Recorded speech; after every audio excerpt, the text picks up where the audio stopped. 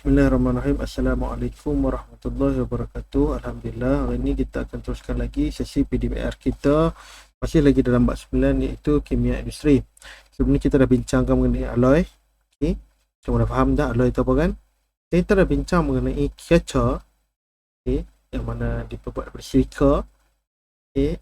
Bahan asalnya silika. Kaca pun ada 4 jenis. Dan yang seterusnya seramik. Dan seramik ada yang terbaik, ada seramik superkonduktor kan. Kita bincang 2 topik dalam kimia industri. So hari ni kita akan masuk lagi dalam sesi dalam topik yang seterusnya, iaitu polimer. Bisa dengar polimer? Bisa dengar kan? Poligami bisa dengar? Poligami itu apa? Orang kahwin banyak. Jadi apa beza? Apa maksud poligami? Politeknik itu apa? Satu institusi pembelajaran tempat belajar pelbagai jenis teknik. Jadi poli itu maksud banyak. Mono satu. Monogami kahwin seorang. Sekolah teknik satu sekolah. Politeknik gabungan pelbagai jenis teknik yang ada dekat sekolah-sekolah teknik ni dimasukkan satu tempat, panggil politeknik. Okey, bermaksud polimer ini, mer itu ikatan. Okay, tak apa, kita akan kenal dengan polimer. Okay, saya nak beritahu dulu perkataan poli itu apa saja. Okey, apa hasil pembelajaran kita ni? Yang pertama, menerangkan polimer semula jadi dan polimer sintetik. Yang kedua, menerangkan proses pempolimeran penambahan. Okey, seterusnya berkomunikasi mengenai ciri dan proses pemvulkanan getah. Dan yang terakhir, menjana idea tentang teknologi terkini berasaskan getah. Ada 4 hasil pembelajaran kita hari ini yang kita akan bincangkan. Okey, baik. Yang pertama, polimer. Tadi saya dah bagi macam sikit clue kan. Okey, apa itu polimer? Polimer ialah molekul besar yang membentuk rantai yang terdiri daripada gabungan unit molekul kecil. Okey, satu molekul kecil dipanggil monomer. Tapi bila kita gabung molekul tu membentuk itu rantai yang panjang, dipanggil polimer. Okey, polimer. Unit molekul kecil yang membentuk polimer ini dikenali sebagai monomer. Saya kata dah, unit ini kecil tu monomer digabungkan, diikat dalam satu rantai yang panjang menjadi polimer. Okey. Polimer dapat dikelaskan kepada 2. Yang pertama, polimer semula jadi. Yang kedua, polimer sintetik. Okey, polimer semula jadi pun ada, polimer sintetik pun ada. So, kita akan tengok apa itu polimer semula jadi, apa itu polimer sintetik. Okey, baik. Polimer semula jadi. Okey, polimer semula jadi ni dia wujud sekali semula jadi. Yang mana Allah jadikan dia kan? Okey. Yang pertamanya, kanji. Bahasa mudah dia karbohidrat lah. Okey. Polimer ni dia wujud secara semula jadi. Okay. Monomer dia glukosa, gula. Gabungan glukosa ni yang panjang membentuk kanji ataupun karbohidrat. Kegunaan dia memberikan tenaga. Okey, yang kedua, polimer protein. Protein ni gabungan apa? Asid amino. Okey, asid amino. Okay, gabungan asid amino yang panjang membentuk protein.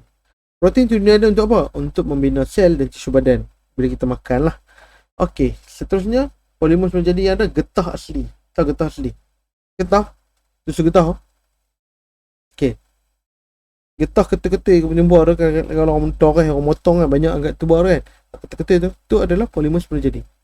Okey, tapi dia punya monomer dia apa? Monomer dia dipanggil isoprene. Okey. Apa kegunaan dia? Kegunaan dia bahan-bahan yang dibuat daripada getah lah. Macam sayar, kasut dan sebagainya. Apa saja yang dibuat daripada getah tu, itulah kegunaan getah asli. Okey, baik. Sekarang polimer sintetik lah, ialah polimer buatan manusia yang menggunakan bahan kimia. So, bahan kimia ni digunakan untuk membuat polimer sintetik. Okey, polimer sintetik lah, polimer buatan manusia yang menggunakan bahan kimia. Okey, biasa kamu tengoklah bekas ni. Kamu panggil apa ni? Bukan makanan ni. Bukan makanan ni kita panggil apa? Polystyrene.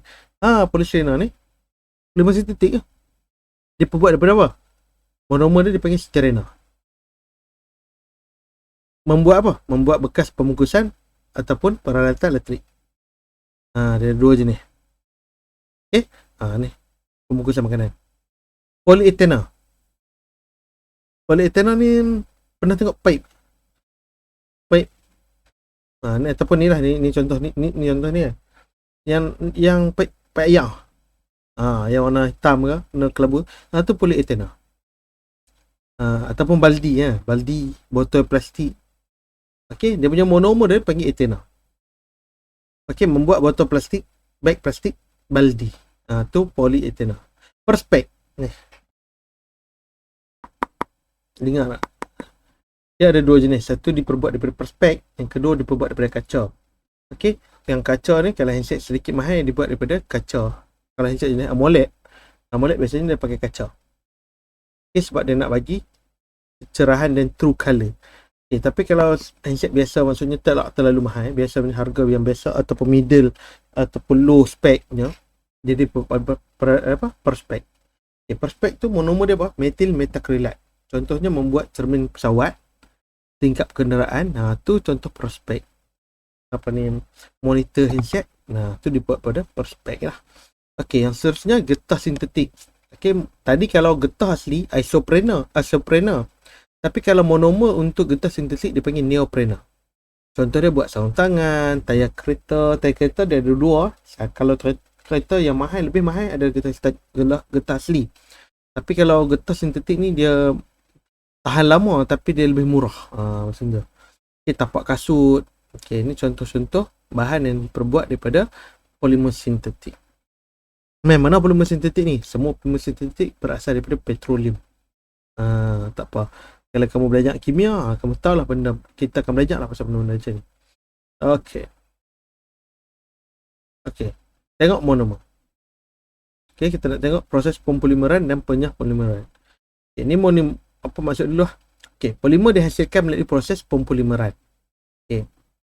Proses pempolimeran ialah proses pencantuman monomer melalui pembentukan ikatan kimia yang menghasilkan polimer yang bermolekul besar dan membentuk rantai.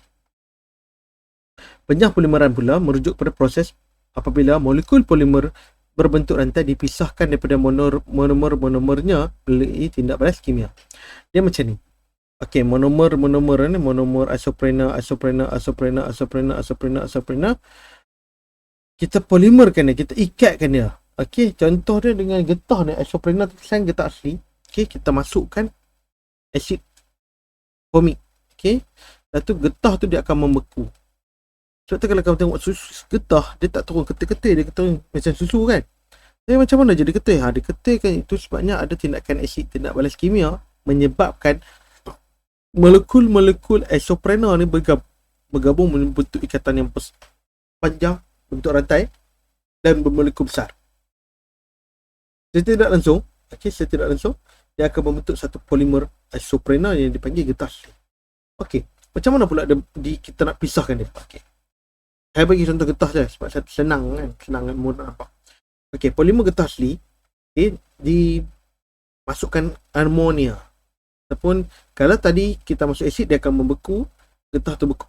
Tapi kalau kita bubuhkan alkali atau base, dipanggil amonia, dimasukkan ke dalam polimer getah tu akan mencair ataupun mengelak daripada monomer getah ni bergabung.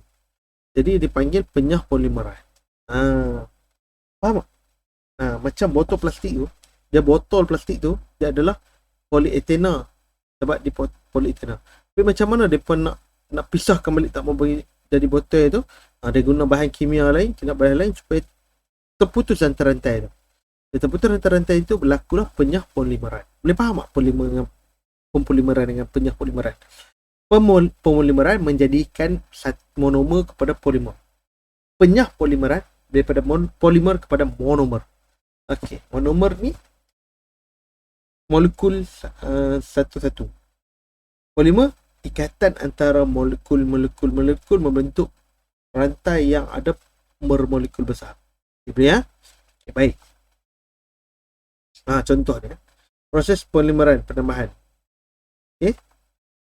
Polimeran yang melibatkan monomer jenis yang sama dengan pemecah ikatan ganda dua menjadi ikatan tunggal dikenal sebagai polimeran penambahan.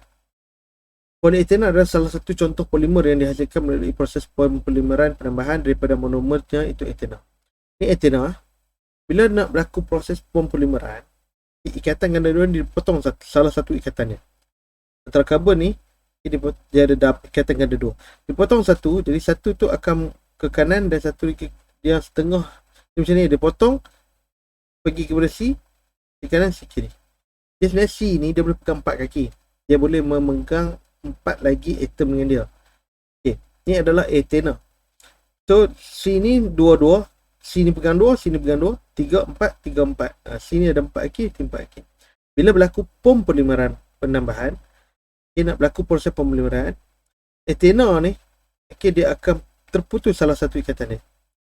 Tapi still lagi karbon ni memegang 4 kaki. C 1, 2, 3, 4. Mana satu ni? Yang satu ni tadi kita putuskan satu. Putuskan satu, dia akan ke kanan. Putuskan setengah, maksudnya setengah pun putuskan terus. Yang satu ni kekalkan. Yang atas ni putuskan. Contoh. Okay, jadi setengah dia pergi ke isi yang pertama, setengah pergi ke isi yang kedua. Jadi dia akan membentuk polietenol. Faham tak? Dia agak pening lah proses ni, tapi senang cakap. Ikatan ganda dua tu diputuskan. Bila diputuskan, dia akan membentuk ikatan yang baru. Dia akan gabung etanol sepanjang-panjangnya. Dia akan membentuk polietenol. Baik. Okey. Ni kita nak masuk getah asli. Okey, getah asli ni berapa? Polimer semula jadi, kan? Okey. Jadi kita dah bincang getah asli tu salah satu daripada polimer semula jadi. Okey. Susu getah asli atau disebut sebagai latex, didapati apabila batang pokok getah ditoreh. Pokok getah tu kita toreh bagi luka, kan? Bagi luka lah, bila dia luka dia akan keluarkan susu. Kalau manusia kita luka keluar darah, kan? Tapi kalau pokok ni bila dia luka dia akan keluar getah. Boleh kata semua pokok ada getah lah. Cumanya pasal apa pokok getah yang kita toreh tu lah, sebab dia ada getah yang banyak. Dia ada getah lain, getah damar, ada gam, Arabic gum pun ada, kan. Tu gum tu maksud getah lah, latex lah. Tapi kalau pasal apa yang pokok yang kita duk tanam tu, pokok getah tu, sebab dia jenis getah yang banyak. Dan getah dia berkualiti untuk buat benda-benda yang digunakan seharian. Ada getah boleh makan. Itu yang boleh makan shinggam ni, tu pun getah juga. Cuma dia bukan getah yang pokok ni, ada getah lagi satu lah. Pokok lain pula, damar kot. Okey, tak apa. Pokok bila toreh dia akan keluarkan susu. Okey, susu getah asli ni dipanggil latex. Okey, susu getah asli diproses menjadi getah asli. Polimer semula jadi ini banyak menyumbang kepada peningkatan ekonomi negara kita. Antara ciri getah asli, kenyal. Okey. Kenyal, lembut, tidak tahan haba, penebat elektrik yang baik serta tidak telak udara. Okey, saya tanya dulu, kenyal tu macam mana? Betul kenyal? Boleh ditarik menjadi panjang? Ya. Ya. Ataupun bila tarik dilepaskan. Kenyal. Elastik je. Kenyal ni maksudnya sesuatu yang apabila kita menarik dia, tarik atau tekan dia akan berubah pada bentuk asal. Itu kita panggil kenyal. Getah, kan? Saya nak cari getah. Getah gelang. Okey. Contoh getah gelang. Okey. Contoh getah gelang ni kita tarik. Dah lepas dah. Dia balik kepada bentuk asal. Itu maksudnya kenyal. Ni tarik, lepas. Tarik, dia akan kembali. Siapa ada benda kita tarik, dia tak mau balik kepada tempat asal dia. Itu tak kenyal. Kalau kenyal, kita tarik dia lepas balik kepada bentuk asal, dia panggil kenyal. Kenyal bukan setakat tarik jadi panjang dia. Tarik dan dilepaskan, dia kembali bentuk asal, dia panggil kenyal. So tu ciri kita asli. Yang keduanya lembut. Lembut. Okey. Tapi tidak tahan haba. Maksudnya bila dia kena haba, dia akan mencair ataupun dia akan lembut, jadi lembik. Jadi cair. Okey, penebat elektrik. Tu bagus dia penebat elektrik. Sebab tu kalau tengok orang buat kerja TMB kan, dia pakai kasut yang bergetah supaya dia tak terkena renjatan. Okey, tapi tidak telak udara. Tidak telap udara ni maksud macam ni. Dia telap air tau. Air tak boleh masuk dalam kasut getah. Tapi udara boleh masuk. Jadi dia udara ni membenarkan udara masuk. Itu kelebihan getah asli. Okey. Tindakan asid dan alkali terhadap teks. Okey. Dalam, kalau kamu tengok pokok getah kan, dalam ni susu getah kan. Tapi bila orang kutip, dia jadi getah-getih, betul tak? Ke dekat tuba orang kutip guna hak susu. Terpulang. Okey. Tapi kalau pasal apa dia boleh beku? Pasal apa yang satu jenis tak beku? Kita akan tengok. Macam dengar kan, orang panggil cuka getah kan. Cuka getah tu apa dia? Okey. Di dalam lateks terdapat molekul-molekul getah berbentuk rantai yang diseliputi oleh satu lapisan membran protein. Okey. Dekat getah tu ada rantai. Dia yang dipanggil membran protein. Terdapat cas-cas negatif yang mengelilingi permukaan membran tersebut. Dia macam ni. Getah ni dia ada molekul dia. Dia panggil apa dia? Isoprene. Isoprena kan.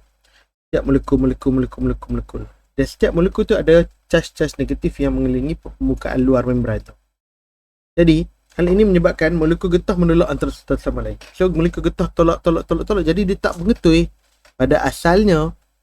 Tetapi, maka masa tu dia akan kekal sebagai lateks ataupun yang wujud sebagai bentuk cecair, dipanggil susu getah. Jadi macam mana pula orang duk kutip dia getah-getah tu? Kita tengok. Okey. Okey. Apabila asid ditambah dalam lateks, ion-ion hidrogen yang bercas positif daripada asid, okey, akan menetralkan cas negatif permukaan membran protein. Okay, bila orang penoreh, dia masukkan sikit cuka getah ataupun asid formic. Bila asid ni dia ada H depan, dia ada ion hidrogen yang positif. Ion hidrogen tu dia akan pergi potong ataupun dia pergi neutralkan cas negatif yang ada di sekeliling membran protein tadi. Jadi apa jadi? Tanpa cas-cas negatif tersebut, molekul-molekul getah akan berlanggar antara satu sama lain, menyebabkan molekul getah yang duduk dalam membran tu, isoprene tu, dia akan keluar.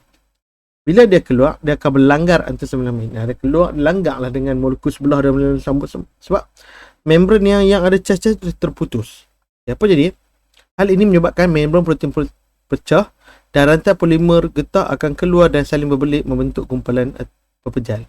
Secara tidak langsung, molekul-molekul isoprene dia akan bergabung mengetul membentuk gumpalan pepejal. Kita panggil getah apa? Getah scrap.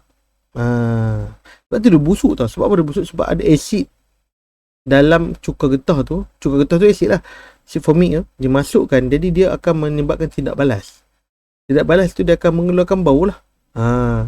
Susu getah tak busuk. Yang busuk biasanya ni scrap ni. Okay. Ni tindakan dia.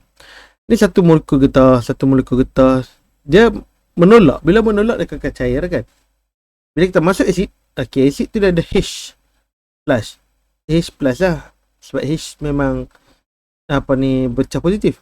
Dia akan menetralkan cas-cas negatif sebelah dia. Bila dia menetralkan cas-cas negatif di membran getah ni, apa jadi?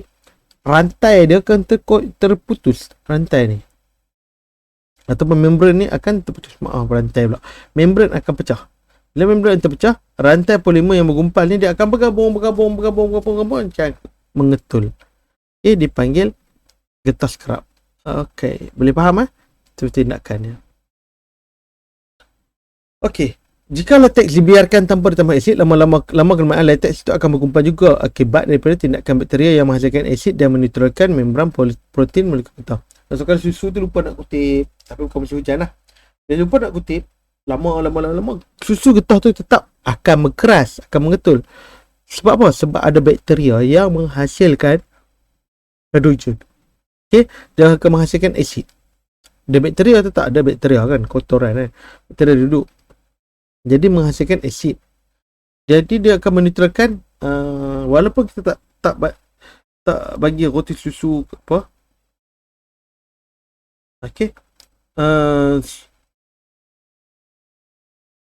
Okey, maaf, saya dah ke mana ni? Pening pula lah. Okey, susu getah tu kan, bila dia yang kamu tengok tadi, bila dia tak diberi pun tak dimasukkan pun asid formic, asid formic ataupun susu getah tu, dia tetap keras sebab bila masuk apa ni, bakteria tu, kan bakteria di sekitaran akan masuk, dia akan mengeluarkan asid, dihasilkan asid. Asid tu yang akan mengetulkan getah-getah.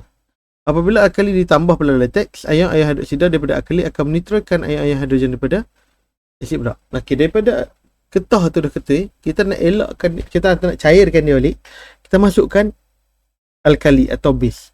Bila dimasukkan, dia akan menetralkan balik ion hidrogen yang positif. Dan tidak langsung dia akan menyebabkan apa? Tanpa asid, cas-cas negatif kekal pada member protein dan molekul getah tetap melolak antara satu sama lain dan tidak berlanggar. Okey, cas-cas negatif tadi, okey, dia akan kekal pada member protein. Okey, molekul getah pun tolak balik ya. Bila sebab apa? Sebab apa ni, molekul getah yang duduk dalam ikatan tu tak ada. Okey. Jadi apa molekul antara molekul getah tu dia akan menolak antara sama lain dan tak berlanggar. Bila tak berlanggar, tak wujudlah apa ni, getah scrub tu. Ni untuk tindakan apabila dimasukkan alkali. Okey, baik Maka molekul getah akan kekal dalam keadaan cair. Sebab tu kalau kamu tengok, saya tak pasti kamu punya zaman ni ada orang main beli susu getah. Dulu orang beli susu getah tong besi belakang, dia akan beli susu getah timbang. Sekarang ni saya tak tahu, sebenarnya saya ingat kebanyakan orang main bukan setakat kayu getah. Kan? Nah, macam-macam lagi gunaan dia. Okey. Okey, ni macam mana tindakannya. Tadi kan kalau masuk asid ataupun tindakan bakteria, dia akan menghasilkan dia akan nak tarik charge negatif yang melindungi membran tu kan. Jadi apa ni, untuk mengelakkan daripada membran ni pecah dan keluar daripada molekul getah yang sebelah masing-masing, so dia pun guna alkali. Bila guna alkali ni dia ada ion hidroksida yang negatif. Charge negatif ni dia akan masuk lagi kat sini. So dia akan chargekan, dia akan menetralkan charge positif ni. Negatif dalam alkali ni dia akan menetralkan charge negatif yang charge positif ni. Okey, jadi bila dia dapat menetralkan, saya tidak langsung yang tinggal semakin banyak charge negatif. Jadi susu tu akan kekal dalam bentuk susu, ataupun daripada latex beku akan jadi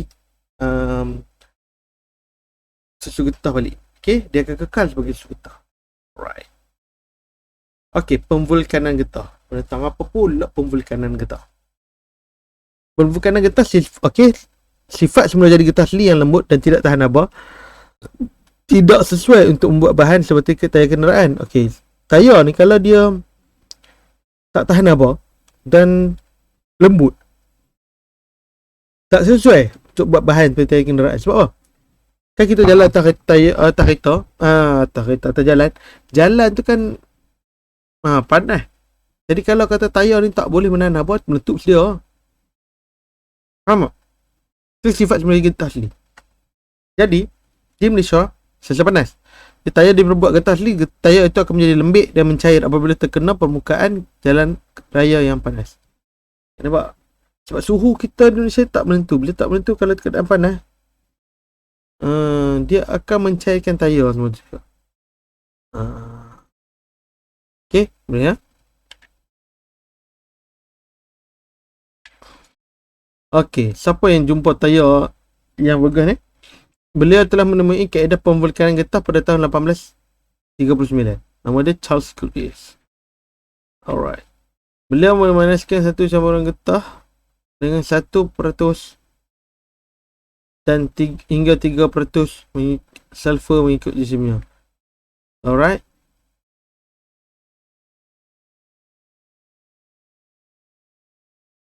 Okay, bila dia tayar ni dimasukkan bahan asing secara tidak langsung, dia akan membentuk getah yang lebih kuat, ataupun kita panggil pemvulkanan getah. Macam alloy tu, kita macam alloy kan digabungkan dua jenis atau lebih bahan dalam satu logam lain je kan. Saya tidak langsung, dia tidak akan menyebabkan glasieran. Serupa lah dengan proses pemvulkanan. Pembekanan ni dia nak menjadikan getah asli lebih keras, okey, dan lebih kuat, dan lebih tahan haba. Boleh ya? Alright. Proses pembekanan boleh membaiki sifat getah dan menjadikannya lebih kuat. Pembekanan ialah proses pemanasan getah bersama sulfur. Okay, kita nak keraskan, kita nak ketulkan getah tu, kita gunakan kaedah pembekanan. Okay, bila getah, okay, dia nak bagi keras kan, dia akan buat proses pemanasan. Okay, pemanasan getah bersama sulfur. Okay, sulfur ni dipanaskan, susu getah tadi dipanaskan, okay, dia masuk sulfur. Secara tidak langsung, proses pembekanan ni, atom sulfur ditambahkan ke dalam molekul-molekul polimer getah asli yang berbentuk rantai. Jadi ikatan-ikatan tadi yang hanya ada getah saja digabungkan dengan sulfur. Okey, jadi getah yang diperoleh, proses ni disebut getah tervulkan. So getah yang terhasil tadi getah tervulkan yang lebih kuat, lebih keras dan sebagainya. Okey, boleh faham pembekanan? Okey, ni sulfur. Ni getah asli. Polimer getah asli yang panjang. Bila dipanaskan bersama sulfur dia akan mengikat antara rantai-rantai getah asli. Okey, bila dia ikat, maksudnya dia akan berlaku pemvulkanan getah ataupun apa? Polimer getah yang baru. Kalau kita belajar logam tu alloy lah. Yang ni dia gabungkan dengan bahan lain menyebabkan getah jadi lebih kuat. Okey, boleh ya? Okey, pembekanan lagi. Struktur molekul bagi getah tervulkan dilihat mempunyai ikatan antara setiap rantai polimer getah, manakala bagi getah asli tidak. Okey. Getah tervulkan ni ataupun tayar kenderaan ni kita tengok, memang kita boleh tahu, oh ni adalah getah tervulkan. Tapi ada juga tayar yang mana ketua dia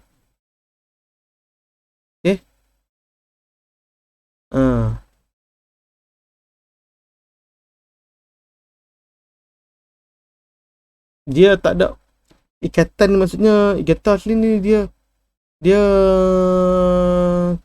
tak kuat ikatan tu. Tentulah tak tahu. Okey, hal ini disebabkan oleh atom sulfur yang ditambah menghasilkan rantai silang antara rantai polimer getah. Okey, rantai atom sulfur ni dia akan mengikat antara rantai-rantai polimer getah. Oleh sebab itu, apabila daya dikenakan, rantai polimer getah tervulkan sukar untuk menggelongsor. Apabila haba dikenakan, struktur molekul getah tervulkan sukar untuk diputuskan. So kalau kita tak buat apa macam mana pun, getah tervulkan susah dia nak menggelongsor. Maksudnya dia nak lembik, meri. Berbanding kalau kita tak bubuh sulfur itu. Alright. Maka getah tervulkan adalah lebih keras dan mempunyai ketahanan terhadap haba yang tinggi. Okey, boleh ya? Getah tervulkan adalah lebih keras dan mempunyai ketahanan haba yang tinggi. Okey, ciri-ciri getah tervulkan. Yang pertama, keras dan lebih kenyal. Penebat elektrik yang baik. Tidak mudah teroksida di udara, maksudnya dia tidak mudah rosak. Tidak bertindak balas dengan asid dan alkali. Bila dah masuk saja sulfur dekat dalam getah kita tu, getah yang kita nak guna tu, asid dengan alkali dia tak boleh memperanan. Nak cairkan dia tak boleh, nak keraskan dia tak boleh. Okey, tahan terhadap haba, tidak terlap terhadap cair-cair dan udara.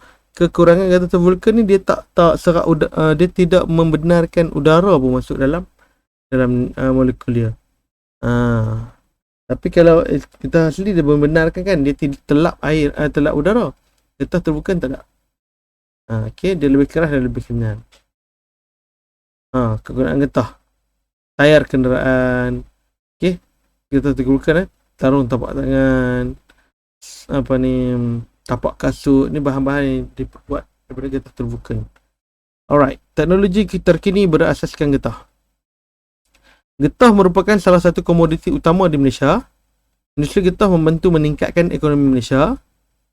Okey, penyelidikan dan pembangunan terhadap getah yang dijalankan oleh Lembaga Getah Malaysia perlu diteruskan supaya industri getah di negara kita bertambah maju pada masa akan datang.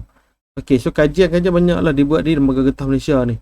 Kita nak tengok setiap menghasilkan produk baru yang menggunakan getah, dan supaya getah kita ni terkenal untuk dunia.